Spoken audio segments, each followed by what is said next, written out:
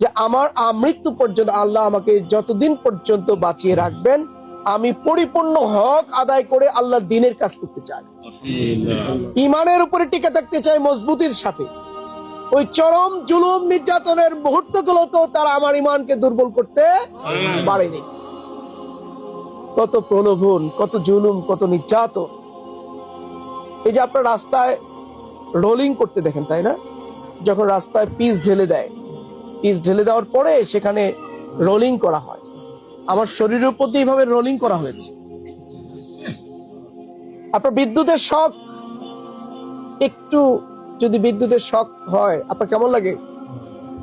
এই বিদ্যুতের শক দিয়ে আমাকে আমার উপর অমানসিক এবং বর্বর নির্যাতন চালানো হচ্ছে।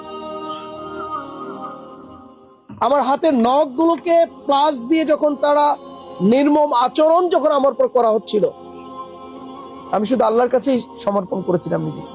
ইয়া আল্লাহ, তুমি উপরে আছো, তোমার দিনের জন্য আজকের আমার অবস্থা, তো তোমার কাছে সাহায্য চাই, আর কারো কাছে না। আমি এদের কাছে মাথা নোয়াবো না।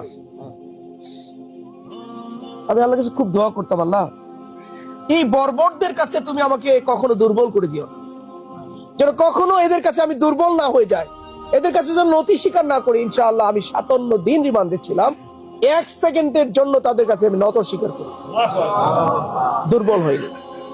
যার কারণেই তারা আরো বেশি অ্যাগ্রেসিভ হয়ে তারা আমার উপরে নির্যাতন চালাবে। সম্মানিত ভাইরা আমার, আমি বাকি জীবনটা আপনারা দোয়া করবেন আমি যেন ইমানের সাথে আমৃত্যু পর্যন্ত টিকে থাকতে পারি। যে সত্য, যে ন্যায়ের প্রচারের জন্য আমরা যে ঝান্ডা নিয়ে রাজপথে নেমেছি, এই ঝান্ডাকে বিজয়ী না করা পর্যন্ত আল্লাহ রাব্বুল আলামিন যেন আমাদের শক্তি সাহস দিয়ে আমাদেরকে রাখেন। আমিন। সম্মানিত